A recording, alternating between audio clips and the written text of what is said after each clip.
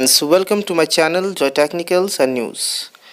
আজি আপোনালোকক ডিব্ৰুগড় বিশ্ববিদ্যালয়ৰ সাৰ্টিফিকেট এপ্লাই আপোনালোকে কেনেকৈ কৰিব পাৰিব অনলাইন ভাবে তাক মই এই ভিডিঅ'টিৰ জৰিয়তে ক'বলৈ চেষ্টা কৰিম। সম্পূৰ্ণ প্ৰসেছ বিলাক মই অন্য এটা ভিডিঅ'ত আপোনালোকক দেখাই দিম, কিন্তু আপোনালোকক গোটেই প্ৰসেছটোৰ বিষয়ে এই ভিডিঅ'টিৰ জৰিয়তে মই আপোনালোকক ক'বলৈ চেষ্টা কৰিম। গতিকে আপোনালোকে ভিডিঅ'টি শেষলৈকে চাব আৰু যদি ভাল লাগে তেনে প্লিজ লাইক শ্বেয়াৰ আৰু সাবস্ক্ৰাইব কৰিবলৈ নাপাহৰিব। কিছুদিনৰ আগত এটা ভিডিঅ' মই অলৰেডি আপলোড কৰিছিলোঁ অৰিজিনেল সাৰ্টিফিকেটৰ কাৰণে, আৰু তাত মই অৰিজিনেল সাৰ্টিফিকেটৰ বিষয়ে কৈছিলোঁ। আজি মই আপোনালোকক বিভিন্ন ধৰণৰ সাৰ্টিফিকেট ডিব্ৰুগড় বিশ্ববিদ্যালয়ৰ কেনেকৈ আপোনালোকে এপ্লাই কৰিব পাৰিব তাৰ বিষয়ে ইয়াত অৱগত কৰিবলৈ চেষ্টা কৰিম। গতিকে সকলোকে প্ৰথমতে সাৰ্টিফিকেটখন এপ্লাই কৰিবৰ কাৰণে আপোনালোকে নিজৰ মোবাইলত থকা যিকোনো এটা ব্ৰাউজাৰ, ক্ৰম ব্ৰাউজাৰেই হওক বা যিকোনো এটা ব্ৰাউজাৰত আপোনালোকে তাত যিটো সাৰ্চ বাৰ আছে তাত আপোনালোকে ডিব্ৰুগড় ইউনিভাৰ্চিটি বুলি লিখি দিলেও হ'ব বা dibru.ac.in বুলি লিখিলেও হ'ব। আপোনালোকে যিটো ভাল দেখে সেইটোৱে লিখিব। মই ইয়াত dibru.ac.in বুলি লিখিছোঁ আৰু তাক মই সাৰ্চ কৰি দিছোঁ। আৰু সাৰ্চ কৰাৰ লগে লগে মোৰ যিটো ডিব্ৰুগড় ইউনিভাৰ্চিটিৰ যিটো অফিচিয়েল ৱেবছাইট আছে সেই অফিচিয়েল ৱেবছাইটটো মোৰ আগত অপেন হৈছে, আপোনালোকে দেখা পাইছে। গতিকে তাত আপোনালোকে সেই পেজটো অহাৰ লগে লগে তললৈ আপোনালোকে স্ক্ৰল ডাউন কৰি কিনে গুচি যাবগৈ, আৰু গুচি যোৱাৰ লগে লগে তাত প্ৰথমতে আপোনালোকক মই গোটেই প্ৰচেছটো কি সেইটো দেখুৱাই ল'ম, আৰু তাৰপিছত আপোনালোকক মই যিটো ষ্টেপ বাই ষ্টেপ প্ৰচেছ আছে সেইটোৰ বিষয়েও মই ক'বলৈ চেষ্টা কৰিম। কিন্তু ষ্টেপ বাই ষ্টেপ প্ৰচেছৰ কাৰণে মই অন্য এটা ভিডিঅ' আপোনালোকক দেখুৱাই দিম ভালদৰে। ইয়াত আপোনালোকক প্ৰচেছটো কেনেকুৱা গোটেই কথাখিনি ক'ম। ইয়াত লিখা আছে how to apply for certificate. আপোনালোকে যদি নিজাববীয়াকৈও চাব বিচাৰিছে তেতিয়াহ'লে ইয়াত চাব পাৰিব। চ' মই এই হাউ টু এপ্লাই ফৰ চাৰ্টিফিকেটত ক্লিক কৰিলোঁ, আৰু ক্লিক কৰি কিনে তাত যেতিয়া মই সেই পেজটোত যেতিয়া পালোঁ তাত কৈছে ডিটেইলছৰ কাৰণে মোক ক্লিক কৰিবলৈ কৈছে। গতিকে তাত মই ক্লিক কৰিলোঁ আৰু তাত মোৰ এটা পেজ অ'পেন হ'ল, এটা উইণ্ড' অ'পেন হ'ল য'ত লিখা আছে welcome to the certificate portal of Dibrugarh university. So' এইটো চাৰ্টিফিকেট পৰ্টেল হয় ডিব্ৰুগড় বিশ্ববিদ্যালয়ৰ, আৰু ইয়াত কৈছে through this portal you can apply for the following certificates documents online for details please view this notification. এই পৰ্টেলটোৰ জৰিয়তে আপোনালোকে চাৰ্টিফিকেটৰ কাৰণে বা ডকুমেণ্টছৰ কাৰণে অনলাইন আপোনালোকে আবেদন কৰিব পাৰে।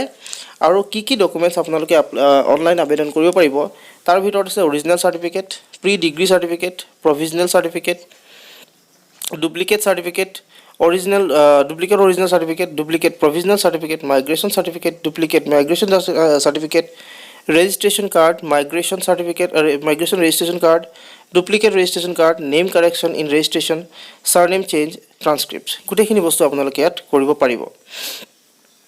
চ' এইখিনি কৰিবৰ কাৰণে কেনেদৰে আপোনালোকে এপ্লাই কৰিব তাৰ ওপৰতো ইয়াত গোটেই কথাখিনি বিৱৰি কোৱা আছে।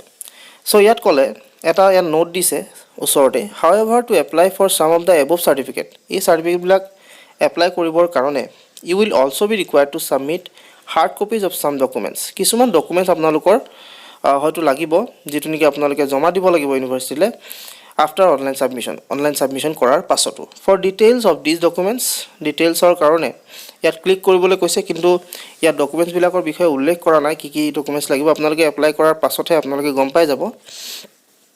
এতিয়া আপোনালোকে এপ্লাই কৰাৰ যিটো প্ৰচেছ সেই প্ৰচেছটোনো কি কি বস্তু আপোনালোকৰ প্ৰয়োজন হ'ব। সকলোতকৈ প্ৰথমতে এটা মোবাইল নাম্বাৰ লাগিব, যিটো নেকি আপোনালোকৰ ভেলিড হয়, যিটো নেকি আচলতে আপোনালোকৰ ইনকামিং থাকে আৰু য'ত তেওঁলোকে আচলতে এটা OTP পঠিয়াব। এটা মেইল ID লাগিব ভেলিড, আৰু ভেলিড হ'লেও নহ'ব, তাত এক্টিভ লাগিব। তাৰপিছত আপোনালোকৰ অনলাইন পে'মেণ্ট কৰিবৰ কাৰণে 3টা পদ্ধতি দিছে ইয়াত, নেট বেংকিং, ডেবিট কাৰ্ড আৰু ক্ৰেডিট কাৰ্ড। তাৰপৰা relevant document on digital and distinctly visible format, আৰু আপোনালোকৰ যিবিলাক ডকুমেণ্টছ তাত বিচাৰিব সেই ডকুমেণ্টছবিলাকৰ আপোনালোকৰ কপি প্ৰয়োজন হ'ব। এতিয়া প্ৰথমতে ষ্টেপ বাই ষ্টেপ যিটো ইনষ্ট্ৰাকশ্যনছ তাত কি কি কথা কৈছে অনলাইন এপ্লিকেশ্যনৰ কাৰণে। প্ৰথমতে কৈছে ষ্টেপ 1ত click the enter button at the top right of this page. এই পেজটোৰ যিটো ওপৰত থকা সোঁহাতে থকা যিটো এণ্টাৰ বাটন আছে তাত ক্লিক কৰিবলৈ কৈছে। আপোনালোকক দেখুৱাই দিছোঁ মই, এই এণ্টাৰ বাটনটো আপোনালোকে দেখিছে, সেই এণ্টাৰ বাটনটোত ক্লিক কৰিবলৈ কৈছে। ক্লিক কৰাৰ পাছত you will find a sign in page. তাৰপিছত আপোনালোকে এটা চাইন ইন পেজ এটা পাব।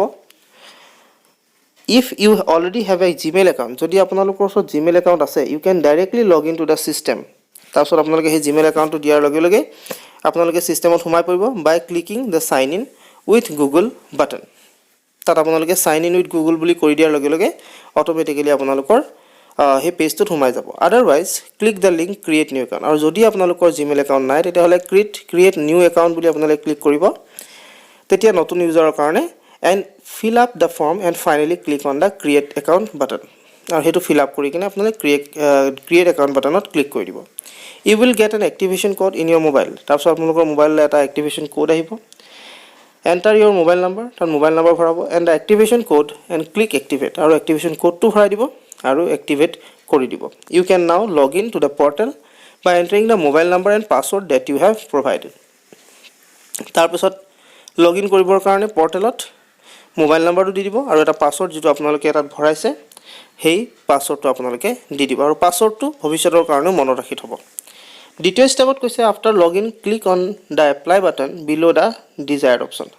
লগ ইন কৰাৰ পাছত আপোনালোকে তলত দিয়া দেখুওৱা ধৰণেৰে আহিব অৰিজিনেল চাৰ্টিফিকেট এপ্লাই বুলি আহিছে, যেনেকৈ তাত এপ্লাই বাটনটোত আপোনালোকে ক্লিক কৰি দিব. ক্লিক কৰাৰ পিছত the information about the documents that are required to be uploaded submitted will appear in a pop-up after clicking the apply button. Apply button to click কৰাৰ লগে লগে তাত আপোনালোকক কি ডকুমেণ্টছৰ প্ৰয়োজন হ'ব তাত দেখুৱাই দিব, আৰু তাৰ পিছত আপোনালোকে তাত ডকুমেণ্টছবিলাক যিবিলাক স্কেন কৰি থৈছে সেইখিনি আপোনালোকে তাত আপলোড কৰিব লাগিব.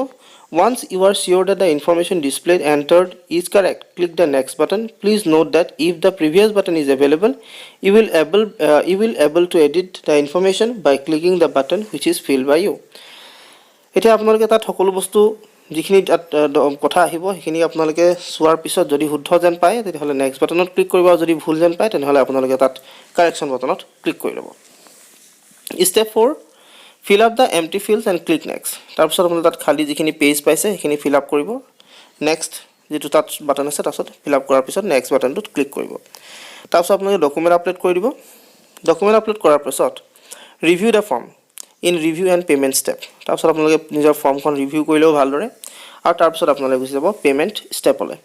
Check the information documents photograph and signature whether they are correctly entered and displayed. তাৰপিছত আপোনালোকে ভালদৰে সেই যিটো ৰিভিউ আছে ৰিভিউটো আপোনালোকে চাই ল'ব ইনফৰমেশ্যনবিলাক কাৰেক্ট হৈছেনে নাই, ডকুমেণ্ট যিকেইটা দৰকাৰ হৈছিলে সেইখিনি দিছেনে নাই, ফটোগ্ৰাফছবিলাক ঠিকে আহিছেনে, ছিগনেচাৰ ঠিকে আহিছেনে, গোটেই বস্তুবিলাক পোৱাৰ পিছত যদি কিবা এডিট কৰিব লগা আছে তেতিয়াহ'লে এডিট কৰি দিব, আৰু যদি নাই তেতিয়াহ'লে আপোনালোকে তাক যেটো বাটন আছে সাবমিট বাটন হেতু ক্লিক কৰিব.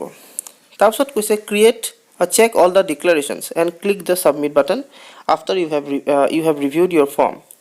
তাৰপিছত ৰিভিউ কৰাৰ পিছত আপোনালোকে তাত যেটো ডিক্লাৰেশ্যন দিয়া হ'ব সেই ডিক্লাৰেশ্যনৰ বক্সটোত ক্লিক কৰি দিব, আৰু ক্লিক কৰাৰ পিছত application fees amount and other payment information will be displayed. তাৰপিছত আপোনালোকক তাত এপ্লিকেশ্যনৰ ফিজটো আহি যাব আৰু পে'মেণ্ট ইনফৰমেশ্যনটো তাত দেখুৱাব আপোনালোকক. You will be required to pay' your application fees online. তাৰপিছত আপোনালোকে তাত সেই যিটো পে' দিব লাগে, যিটো পইচা আপোনালোকক তাত দিব লাগিব সেইটো অনলাইনকৈ দি দিব লাগিব আপোনালোকে. Click proceed to pay'.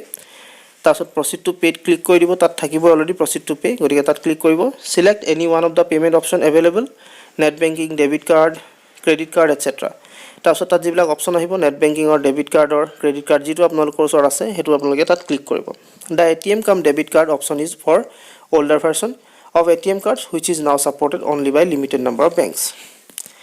তাৰপিছত after successful submission on acknowledgement slip with a unique transaction ID will be generated. যেতিয়া আপোনালোকে পে'মেণ্টবিলাক শুদ্ধভাৱে হৈ যাব এটা ৰিচিপ্ট পাব, সেই ৰিচিপ্টখন এটা ইউনিক ট্ৰানজেকশ্যন ID থাকিব. Download the acknowledgement slip for future reference, সেইটো থৈ ল'ব আপোনালোকে ভৱিষ্যতৰ কাৰণে. You may also' download the submitted application form from the dashboard. আৰু তাৰপিছত আপোনালোকে এটা কাম কৰিব, তাৰ যিটো এপ্লিকেশ্যন ফৰ্মখন সেইটো আপোনালোকে তাত ৰাখি ল'ব ডাউনলোড কৰি. ইয়াত এটা কথা কৈছে, please remember your application form is considered to be finally submitted only when the application fee is successfully paid. এটা কথা মনত ৰাখিবলগীয়া কথা, এপ্লিকেশ্যন ফৰ্মটো তেতিয়াহে ছাবমিট হ'ব যেতিয়া আপোনালোকে পে'মেণ্টটো ছাকচেছফুলি পে' হৈ যাব. And acknowledgement slip is generated with success status, আৰু একনলেজমেণ্ট যিটো শ্লিপ থাকিব তাত ছাকচেছ ষ্টেটাছ আহি যাব. After final submission any information in the form cannot be modified. Final submission কৰাৰ পিছত আপোনালোকে সেই ফৰ্মখন মডিফাইড কৰিব নোৱাৰে. However you can download or print out the application form or acknowledgement slip for future reference. ইয়াৰ উপৰিও আপোনালোকে কেৱল মাত্ৰ তাত এপ্লিকেশ্যন ফৰ্মখন ডাউনলোড কৰি ল'ব পাৰিব বা একনলেজমেণ্ট শ্লিপখন ডাউনলোড কৰি থ'ব পাৰিব ভৱিষ্যতৰ কাৰণে। আৰু যদি কিবা প্ৰব্লেম পায় এপ্লিকেশ্যন ফৰ্ম ফিল আপ কৰিবৰ ক্ষেত্ৰত, তেতিয়াহ'লে ইয়াত টেলিফোন নম্বৰ দিছে টেকনিকেল হেল্পলাইনৰ কাৰণে। চ' এই নাম্বাৰটো আপোনালোকে কণ্টেক্ট কৰিব পাৰিব 10টাৰ পৰা 5টালৈকে, সোমবাৰৰ পৰা শুক্ৰবাৰলৈকে। আৰু যদি মেইল কৰিব বিচাৰিছে তেতিয়াহ'লে techsupport@dibru.ac.in আপোনালোকে মেইলো কৰিব পাৰিব। এতিয়া এইখিনি আপোনালোকৰ হৈছে যিটো গোটেই প্ৰচেছটো চাৰ্টিফিকেট এপ্লাই কৰাৰ।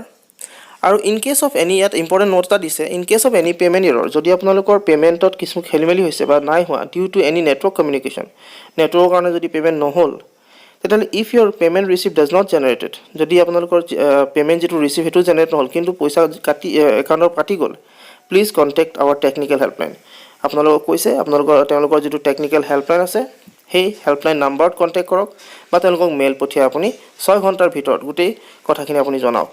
আৰু তাত আপোনালোকে আপোনাৰ নামটো ক'ব, মোবাইল নাম্বাৰ ক'ব, date and time of transaction ক'ব, কেতিয়া আপোনালোকে এই পইচাটো দিছিলে এইটো ক'ব, এণ্ড বেংক একাউণ্ট নাম্বাৰ, আৰু বেংকৰ একাউণ্ট নাম্বাৰ সুধিব বা সেইটো কৰিব ফ্ৰম হুৱেৰ ট্ৰানজেকশ্যন ৱাজ ডান, ক'ৰ পৰা আচলতে কাটিছিলে।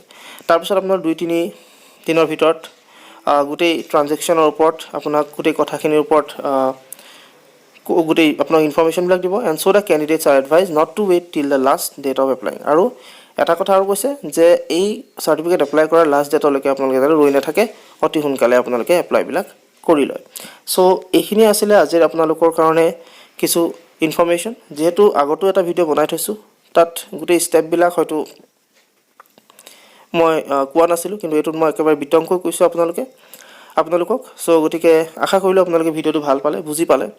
আৰু যদি ভাল পালে তেনেহ'লে প্লিজ যিমান পাৰে সিমান শ্বেয়াৰ কৰিব, লাইক কৰিব আৰু ছাবস্ক্ৰাইব কৰিবলৈ নাপাহৰিব। লগতে কাষত থকা বেল আইকনটো প্ৰেছ কৰি ৰাখিব যাতে এনেকুৱা ধৰণৰ ভিডিঅ'বিলাক আপোনালোকে পাই থাকে। আজিলৈ ইমানেই, ধন্যবাদ।